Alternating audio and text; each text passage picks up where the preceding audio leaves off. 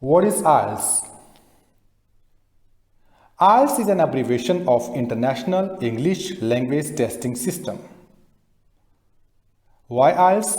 IELTS is a basic requirement to get admission for higher studies or work in English-speaking countries like the USA, the UK, Australia, Canada and New Zealand.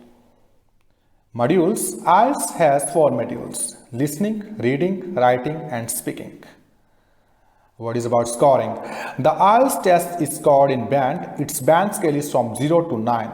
9 is for experts, 8 is for very good and 7 is for good. What is about format?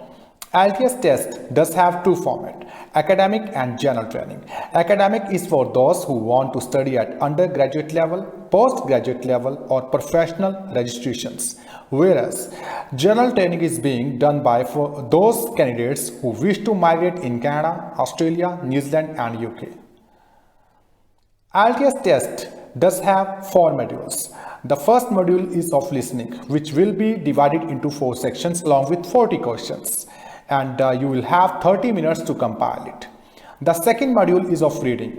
For academic and general training, the reading session will be divided into 3 sections along with 40 questions, and you will have 60 minutes to compile it.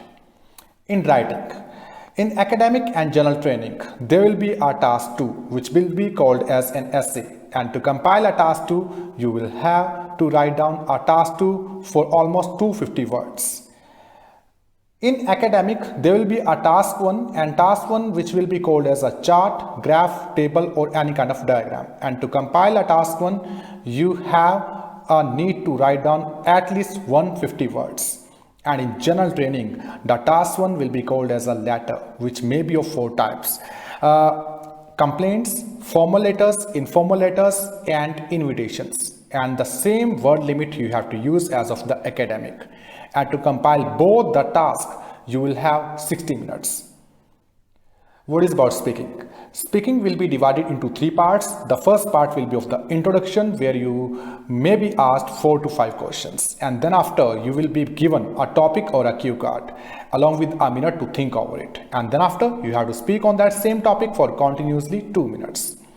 Part 3, which is known as cross questions or follow-ups. The follow-ups or cross questions may be on the topic or out of the topic.